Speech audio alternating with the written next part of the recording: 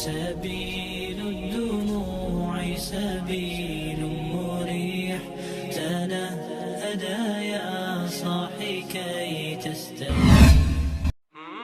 Assalamualaikum warahmatullahi wabarakatuh. Sahabat beriman, terkadang setan menggoda manusia dengan pertanyaan, siapakah yang menciptakan Allah? Apa yang harus seorang muslim lakukan atas hal ini? Jika setan membisikkan pertanyaan ini kepada salah seorang di antara kaum muslimin, maka mintalah perlindungan kepada Allah Subhanahu wa Ta'ala. Allah Subhanahu wa Ta'ala berfirman dalam Quran surah Fussilat ayat 36. Dan jika setan mengganggumu dengan suatu gangguan, maka mohonlah perlindungan kepada Allah. Sesungguhnya Dialah yang Maha mendengar lagi Maha mengetahui.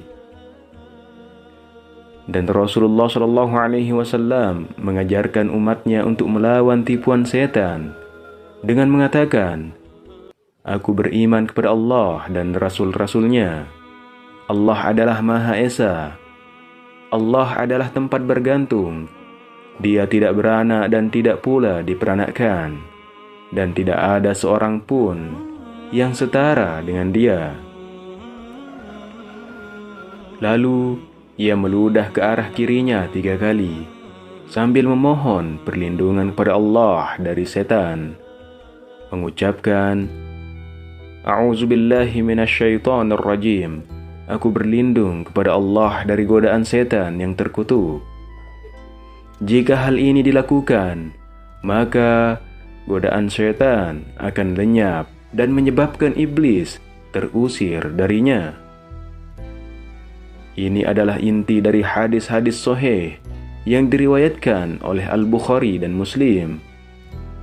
Sahabat beriman, Ibnu Ishaq menceritakan dari Sa'id bin Jubair, ia berkata, beberapa orang Yahudi datang menjumpai Rasulullah SAW, kemudian berkata, Wahai Muhammad, Dialah Allah yang menciptakan makhluk.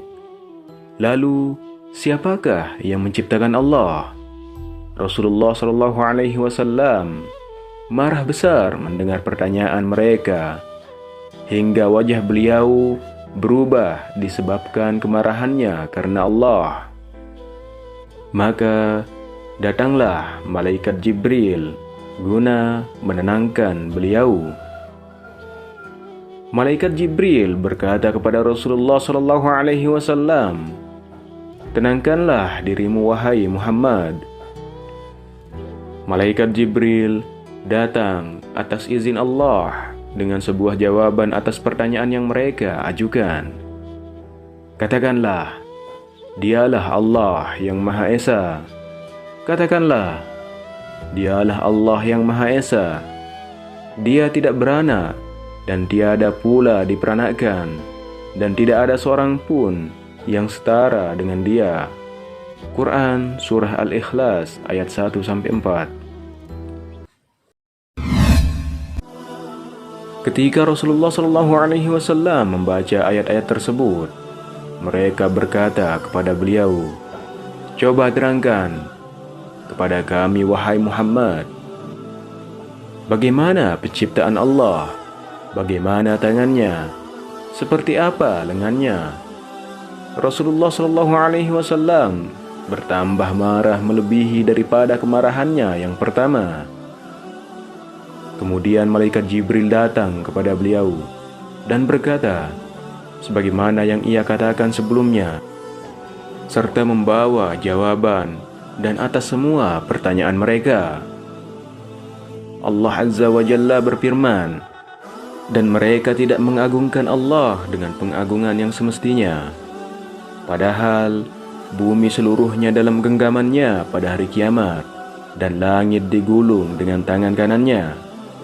Maha suci Tuhan dan maha tinggi Dia dari apa yang mereka persekutukan. Quran surah Az-Zumar ayat 67. Allah Subhanahu wa Ta'ala telah menciptakan jagat raya beserta makhluk-makhluknya dengan bentuk yang berbeda-beda. Semua makhluk yang diciptakan Allah Subhanahu wa Ta'ala diwajibkan untuk tunduk kepadanya dengan menjalankan semua perintah-perintahnya dan menjauhi segala larangannya. Seperti kita ketahui bahwa manusia adalah makhluk ciptaan Allah yang paling sempurna. Allah menciptakan manusia dengan akal untuk berpikir.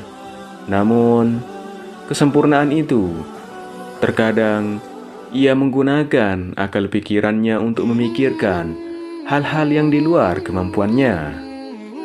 Pikiran tersebut membawanya kepada pertanyaan-pertanyaan yang di luar batas kemampuan akalnya. Bahkan mustahil jika dijawab hanya menggunakan akal pikiran. Seperti misalnya bertanya mengenai siapa yang menciptakan Allah, bagaimana rupa dan wujud Allah, dan lain sebagainya. Dikisahkan ada seorang ateis atau orang yang tidak percaya akan eksistensi Tuhan memasuki sebuah masjid.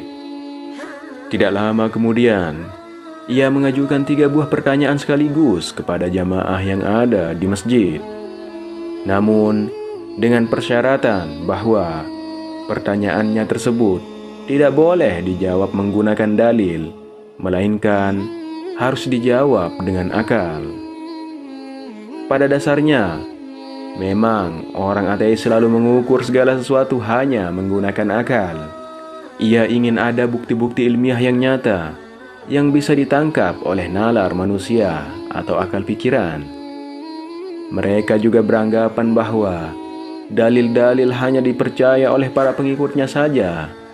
Oleh sebab itu, orang ateis tersebut memberikan syarat agar pertanyaannya ini tidak boleh dijawab menggunakan sebuah dalil.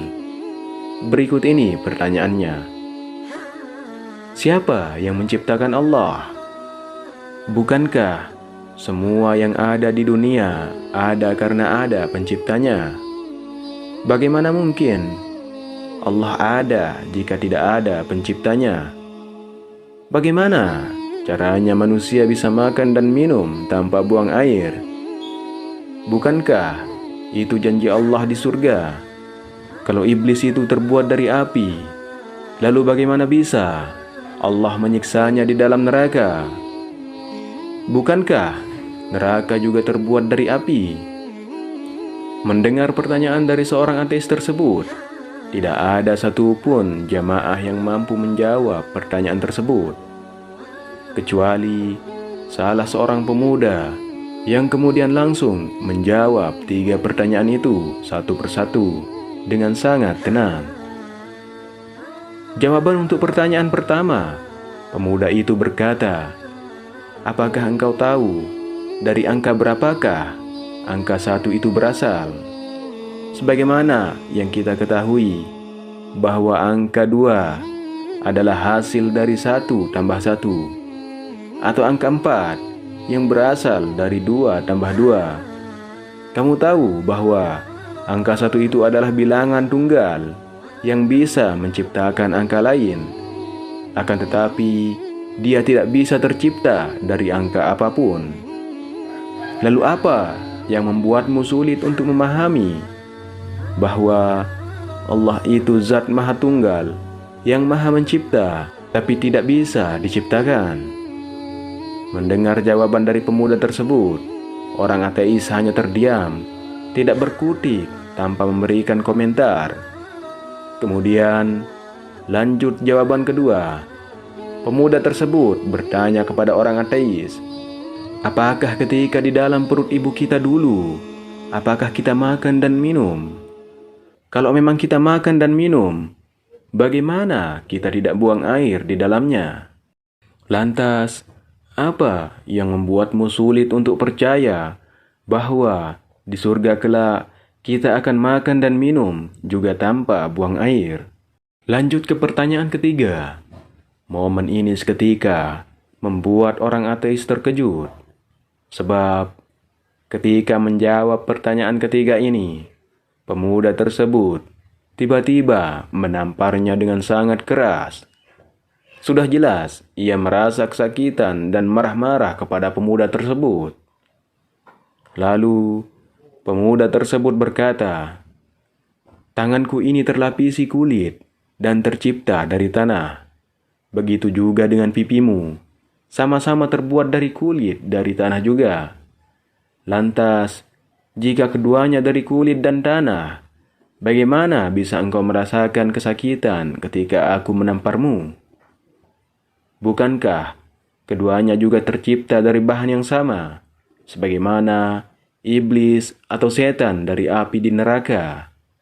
Mendengar jawaban yang ketiga, ateis tersebut hanya bisa terdiam dan tertunduk tanpa bisa membantah apapun. Sahabat beriman, dari kisah ini telah mengajarkan kepada kita bahwa tidak semua pertanyaan yang terkesan mencela dan menjatuhkan Islam harus dihadapi dengan kekerasan. Akan tetapi, kita harus menghadapi dengan ilmu yang cukup. Seperti halnya yang dilakukan pemuda tadi. Ia mampu menjawab semua pertanyaan-pertanyaan orang ateis dengan sangat cerdas. Pemuda tadi merupakan salah satu pemuda Islam yang memiliki budi pekerti yang luhur dan ilmu pengetahuan yang luas. Lantas, siapakah sosok pemuda yang menjawab pertanyaan tadi? Menurut sumber yang diambil, ada yang mengatakan bahwa pemuda tersebut adalah Imam Abu Hanifah. Wallahu a'lam bishawab. Semoga dengan informasi ini bermanfaat untuk kita semua. Amin. Ya Rabbal Alamin. Wassalamualaikum warahmatullahi wabarakatuh.